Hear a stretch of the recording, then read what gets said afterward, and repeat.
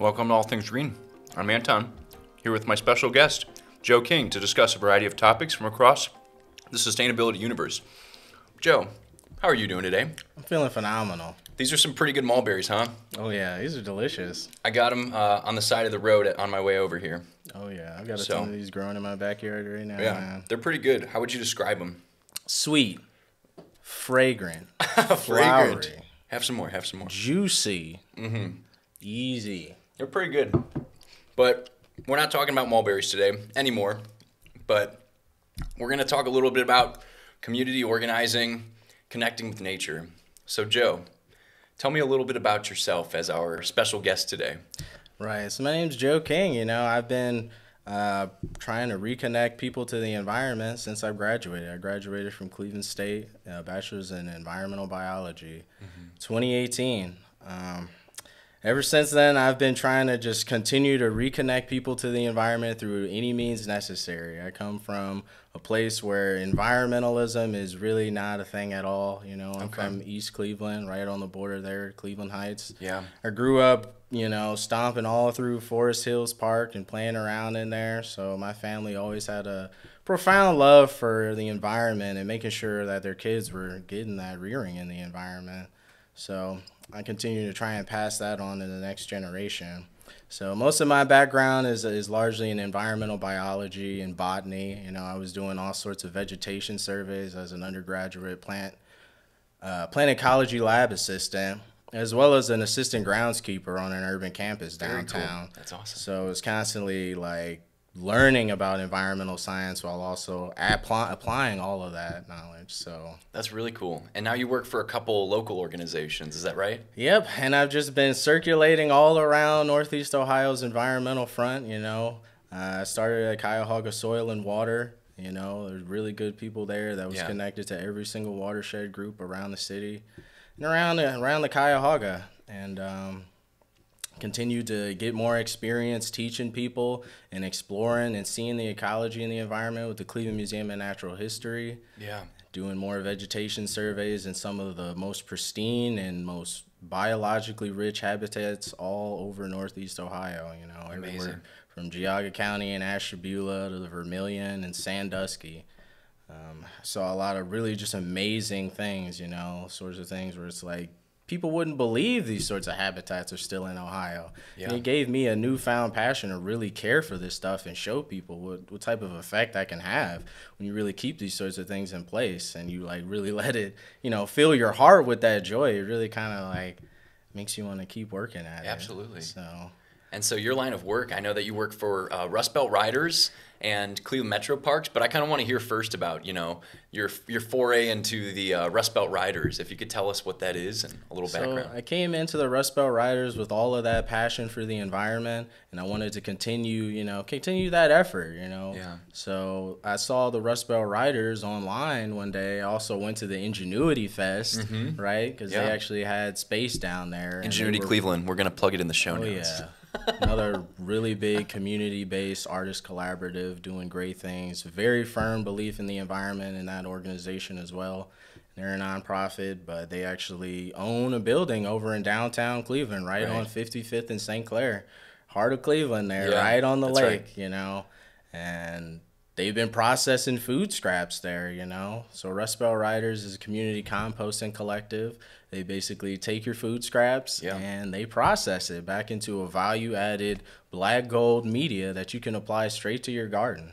So is this like just veggie scraps, or like what are you giving to Rust? So what are people giving to Rust Belt Riders? Yeah, so we mainly focus on food scrap composting. There's all sorts of types of composting out there, and we focus on the food scraps of Cleveland. You know, we work with over 200 different businesses across Cleveland, over 3,000 residential subscribers and growing. Wow. And we're continuing to like expand our efforts. So yeah, we're taking everything from coffee grounds to fish heads to, you know, tea and eggshells and like just general food scraps, you know, meat, bones, you know, we can take it all and we process it at a, you know, a pretty large community scale because we're working with over easily 10 to 15 different municipalities, you know, all the way out to Bainbridge and all the way out to Avon and everything in between.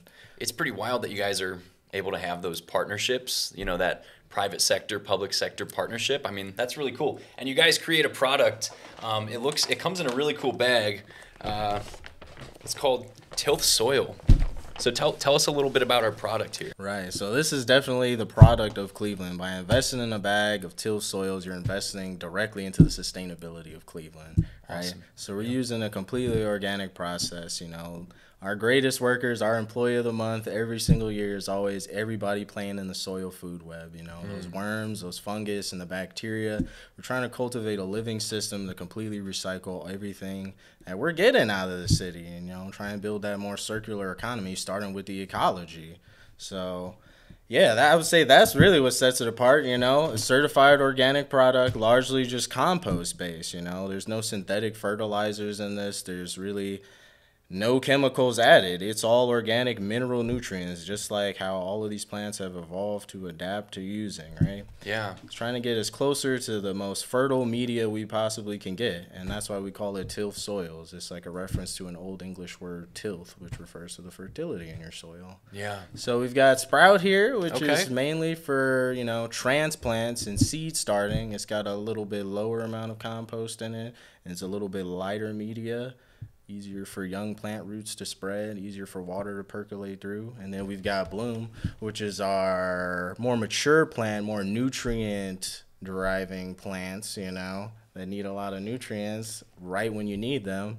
And this is a little bit higher compost. And I think there's even actually a couple of other mineral amendments in there to help that spread further. But, you know, having all that compost in there just helps balance any sort of additional mineral amendments we're adding. You know, all of that is going to naturally be balanced out in your plant and in your pot. You know, whether it's in the pot or in the soil, you know, you're basically building a living, breathing system. Yeah. And I really like how the bag looks. I mean, it's just got a nice aesthetic to it, like almost like boutique-y, right? Like, I know that off the air we talked a little bit about like the branding. You guys didn't want to be seen as like these dirty composters, so you guys came up with a really nice bag. Do you have anything else you wanted to add about the branding? Yeah, you know, we kind of chose a more minimalistic design to keep everything simple, as well as, you know, drive costs down. We don't need to use a lot of ink in the first place. Yeah. But, you know, having a more simple design, a more clean look helps us kind of infer that this is something that, you know, you don't have to be, you know, the most rough person to use this sort of media. Anybody can use this, whether you're in a suit and tie, 9 to 5, or you're out in the garden all day, you know. Everybody can use this. Composting is for all, you know. So we had to get into a lot of different communities that, you know, have a lot more, you know, resources and stuff. And that's how we kind of got our start, you know, selling in like garden stores and coffee shops, you know, places like Whole Foods, grocery stores. You know, they're not going to want the typical like lawn and leaf type of bag. So we got this, you know, which almost looks just like a coffee bag, right? And oftentimes, you know, I was selling at farmers markets for us, but they'd be like, what is this? Is this coffee? What type of coffee is this? It's like, well, this is soil. This is a soil potting mix, completely organic. And then they start looking at it. We have all of our ingredients branded on the back, and they see, you know, our effort towards the sustainability of Cleveland. And so even beyond the product, like you guys are out at tabling events, you guys are educating, you guys are telling community members like how they can get more involved with composting. I mean, what kind of feelings do you have about educating the community? I mean, that seems like something that's important to you. Yeah, it's very important. Education has definitely changed my life as well as most of the people in my families. You know, being able to just be aware of the problem rather than to just be, you know, affected by it really changes all of our outcomes, honestly. Yeah. So education is very important, especially when you're talking about these environmental issues, which all predate any sort of social injustice issues, which are making the environmental issues much worse. So I'm actually an educational outreach coordinator for Rust Belt Riders, and we've been, you know, on the ground trying to teach people about this stuff, the science behind composting, how to compost, how to get a system started in your backyard in the cheapest and most easy way possible to any community, you know, especially the kids. you know, especially in communities that are already kind of like empowered to do this stuff and just need that extra little push. Yeah. You know, just really trying to go after anybody that wants this information that hasn't already started services with us, you know, because it's one thing to offer this private utility to anybody that can afford it. You know, this is a utility, and, you know, these environmental problems are not cheap to fix. So, you know, we're trying to offer a simple solution for everybody to tag along with. And we have to really focus on educating people about why we're doing this so we can get more people to do this. I mean, we're all kind of waiting on a federal mandate to require composting nationwide. So the more people are, you know, aware of this, the more easier it will be to transition that and really start getting that benefit of carbon sequestration and soil remediation. Yeah. And that restoration, you guys are such go-getters at Rust Belt Riders that you guys had to appeal to the EPA to get some laws changed for you. Is that correct? That is right. It's right when we started, you know, like all of the composting laws, there really weren't any composting laws because there were no composters in Cleveland, really. Yeah. You know, so we had to, you know, really work with the EPA closely to get them to expand a lot of their land and zoning requirements on who can compost, where can you compost, how much can you compost. You know, with our growing business, all of that was completely dependent upon them changing some of their restrictions. And they were very flexible with us, you know. They saw our efforts going into these businesses and stores and just getting these communities to tag on, you know. And they saw that and saw that this is an opportunity to really make a difference in this city. You know, we really are one of the first people to really do it here. So yeah.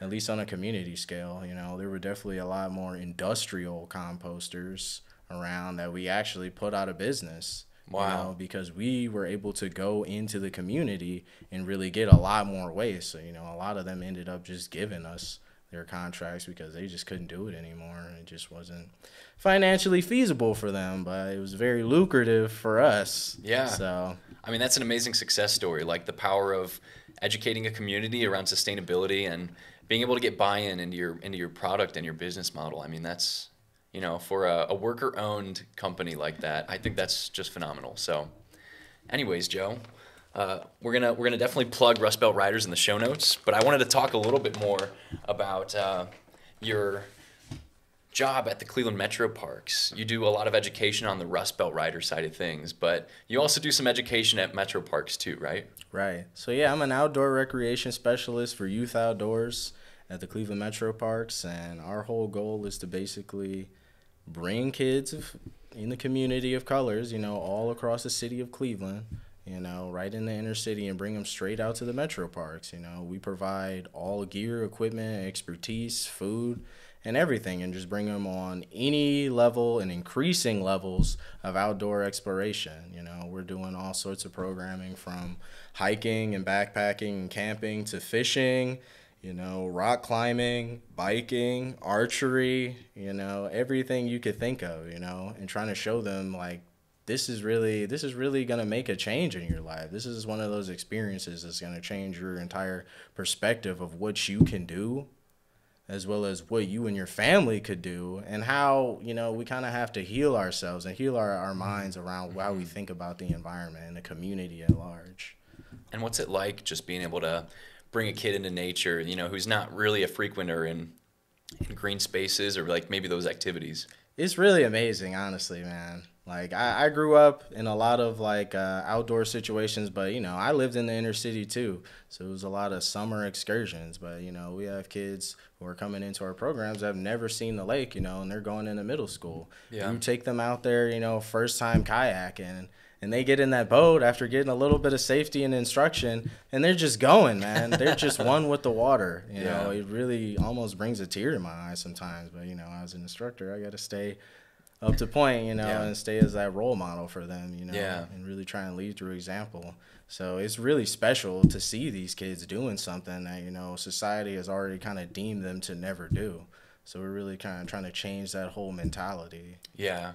You're an instructor, you're a teacher, maybe even like a mentor or an older brother figure sometimes. Yeah, all the time, you know. Like, we have kids ages 6 to 16 years old, you know. We have recurring groups of kids. We can actually form a relationship with these kids because we do monthly programming, you know, year round, all seasons.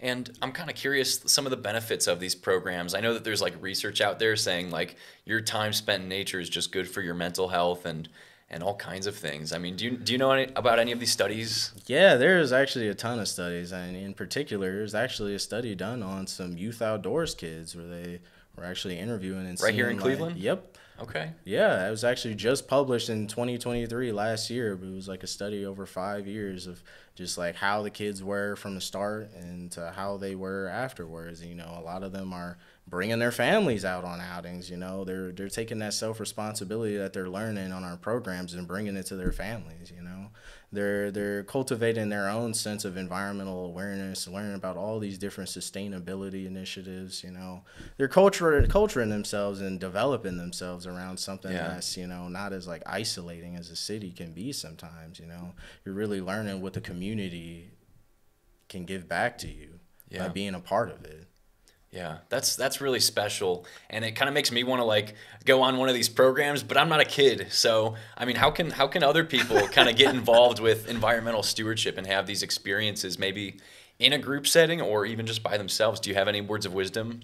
Yeah, I think everybody should try and volunteer, you know, at least once a month, you know, if not as often as you can. You know, that's really how I got my start, you know, just volunteering. There's so many volunteering opportunities. If you can find an opportunity to volunteer outdoors with a group of people doing any sort of stewardship, I promise you it's worth your time. It's very rewarding.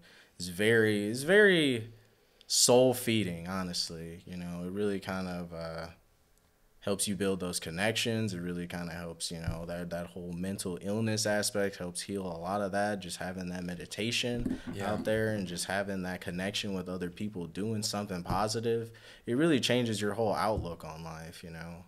And it's just nice to get outside and not be so trapped up. I know, you know, with the coming out of the pandemic and stuff, a lot of people just have fears of going outside. But, you know, you can go outside and still be in your own little world, you know, but you can also be a part of this greater green world that we're all contributing towards. So yeah, start volunteering, you know, even if it's not volunteering, just go outside, you know, really go into the metro parks and start looking closely at some of these plants and animals. Start going into the water and really looking at the water and seeing how it really impacts you. I mean, there's a lot of studies that are being done on like just vitamin N, you know, nature. Nature is really good for your body. It's really good for your mind, you know, and being in the city, you don't have immediate access to that. So you do have to kind of work a little bit more to get there. But there are plenty of spaces to go and get that, you know.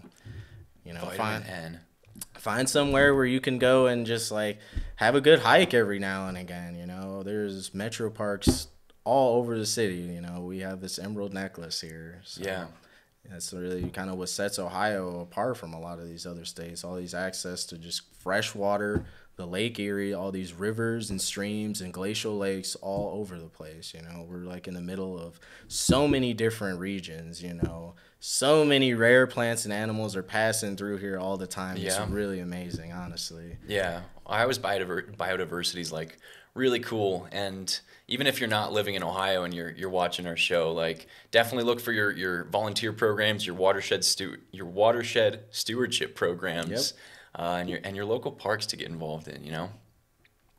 So Joe, I wanted to circle back to like your general life's mission, connecting people with nature. Sometimes, you know, life gets a little bit bogged down. We get attached to our screens and our cell phones. And we talked a lot about already, you know, the benefits of nature, you know, but what are some ways that people can get directly involved in maybe not just experiencing nature, but rejuvenating nature? Right, and regenerating nature. Yeah, there's a lot of ways, you know. I mean, the most immediate way that comes to us at the Rust Belt Riders is just separating your food waste, you know. That just goes such a long way down to help us all, you know, everybody, not just the people, you know, all of the soil microbes in our soil and our water that we're constantly relying on for everything. You know, just seeing those connections at the lowest level and relating them back to the highest level so we can relate these natural processes to our processes. That's really the way I see us moving forward as a people, right?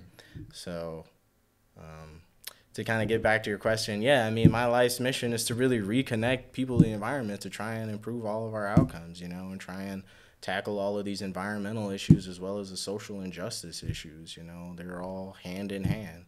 So, you know, you can't really like coming from where I'm from, you really just can't forget about all of that stuff, you know. So I'm trying to continue to show other people how you can help and how you can get yourself out of that situation. Yeah. So I think it's a life's mission, you know. It's not something that I'm ever trying to tackle by myself, but you know, it was definitely not easy getting started, you know, just being the only black man in this very heavily, you know, like white male dominated society, you know, and industry at large, you know.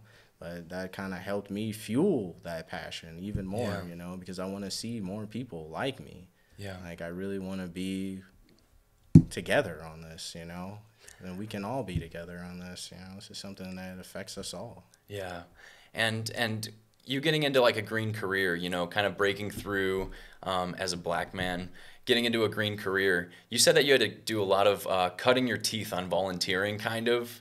I mean, is that fair to say? You said you made a lot of connections and, you know, stuff like that, right? Oh, yeah. And so, I mean, are there any like volunteer projects or maybe volunteer opportunities that you would recommend to other people who are trying to still kind of get into that sphere? You know, maybe they're like me, my degree wasn't originally in environmental science. I kind of wiggled my way through by doing a lot of that volunteering and getting on boards and stuff. Yeah. But I mean, what kind of volunteering experiences would you recommend to people? Yeah, like I said, anything that can get you outdoors and with other people that are already kind of like environmentally inspired, or, you know, in any sort of track that you're interested in, you know, you really never know who you might meet on these things or who might remember you from these things, you know. Yeah. So when you're going out and you're trying to figure out your path and your way, you know, you really kind of have to follow your heart, you know, and follow, you know, what's true in this world, you know. So it's really not all about money, right? Mainly. Yeah. So you have to go somewhere where, you know, you can find the time in your day to make this, you know, make this efficient for your lifestyle, as well as, you know, somewhere that's going to be as productive and impactful as you want it to be. So main places, you know, I was volunteering at is, 𝐤𝐿𝐴 Soil and Water. They constantly have all sorts of tree plantings and stream cleanups, all sorts of things going on, and plant giveaways and like invasive trade-offs. I mean, they do a lot of different work with the community, and they're really trying to bring everybody together on these environmental issues as well. And they work with a ton of local watershed groups. You know, there's people like Tinkers Creek Watershed Group, you know, Doan Brook Watershed Group, Big Creek Watershed. I mean, you kind of have to go online and see what is your local watershed, you know. Yeah. Where I was at, I was kind of like in between that Euclid Creek and 9 Mile Creek. Now I'm actually in the Lake Erie watershed, which is directly into the lake right there. So those are all major good groups. You know, there's actually a lot of cultural institutions around Cleveland in general that also offer volunteering opportunities, like the Museum of Natural History does really good volunteering opportunities. It teaches people as well as trains them, as well as offers them any sort of like programming opportunities. Like you can just kind of hop in on any of their like regular general public programming and learn some new stuff. Other major groups you can you can go and volunteer with. Man, I mean, like the list could go on and on. Sure, absolutely. And I know, like, we talked a little bit, like, off-air about doing, like, garlic mustard poles, Japanese knotweed.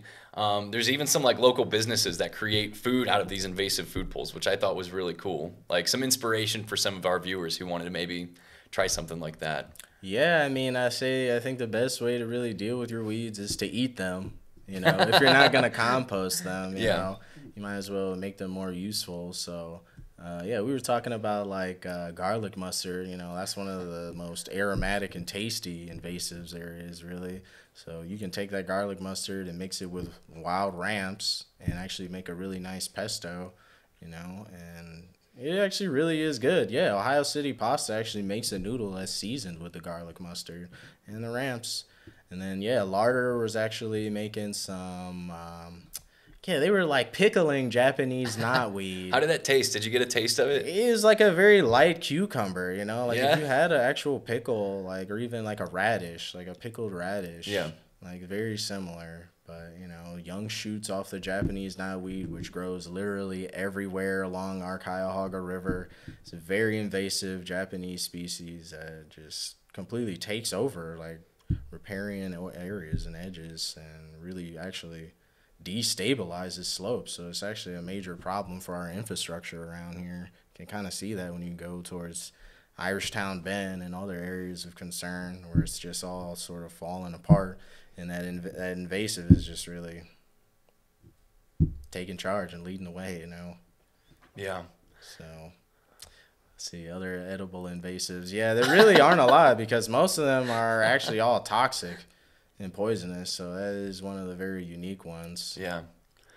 And then last thing, I know we talked a lot about circular economy. You know, what you buy, you want to be able to cycle it right back into your environment, right? And so buying organic is something that you're passionate about, not going the synthetic route, but rather going with the more natural route. I mean, Right. Do you have any examples about the way people can connect with nature more, I guess, through, I don't want to say through consumption, but maybe respecting nature, you know, Oh, in their yeah. consumption? Oh, yeah. Now we're saying, you know, purchase with a purpose. You know, my purpose is to conserve the environment, right? So you really got to look at those labels. I mean, you know, we've all seen these labels where it's like, okay, non-GMO, organic, you know, equal exchange. You know, all of those are really good labels that kind of equate to more sustainable economy. So you really should be buying those sorts of products, you know.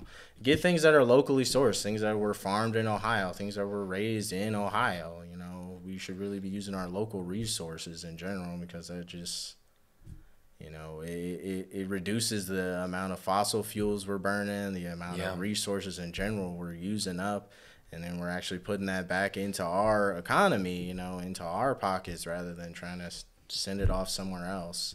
So yeah, I mean, like, there's really good places. Like, you should really go to your local farmer's market, right? Support a local farmer, you know. You should really start trying to grow a little bit of your own food to supplement that as well. With some of that Rust Belt Riders tilth. Oh, yeah. Super easy. Like, that product makes growing anything so easy. So easy a caveman would do it, like, right? But it's a really, like, simple and easy-to-use product. You know, we're really trying to help everybody start growing, you know. Yeah, and I love that. I love that you've kind of expressed to me, you know, it's kind of self-sacrificing in green careers sometimes. You know, it doesn't always pay the most, but it's really rewarding to connect people with nature and to be able to teach communities about how they can improve their own lives and improve their community through sustainability. So, anyways, Joe, thank you so much for talking all things green with me. I'm going to let our viewers know how they can keep in touch with us. Okay. If you'd like to stay connected to us, be sure to follow us on Instagram and TikTok at One Planet Media. That's ONE1. And if you'd like to rewatch full episodes, check out our YouTube channel, All Things Green Show. You can find all of our sources from today's episode in our show notes. Joe, is there anybody else you'd like to plug? Just give them a shout out before we sign off here. I mean, I'd really just like to shout out everybody at the Rust Belt Riders Composting, everybody at the Cleveland Metroparks. You know, I really want to give a big shout out to Justin Husher, the 𝐻𝐻 King of Cleveland. 𝐻𝐻 King. Right. We have the same 𝐻𝐻 dealer. Oh, yeah, of course, man. Lakewood, always. Gonna get those 𝐿𝐴𝐺𝐿𝐴𝐺 coming up here soon at the end of the summer, man. The 𝐿𝐴𝐺𝐿𝐴𝐺 are a variety of 𝐻𝐻. Yep. So, anyways. We'll be back at the same time next week to bring you more news. Thank you so much for being a part of the global sustainability movement.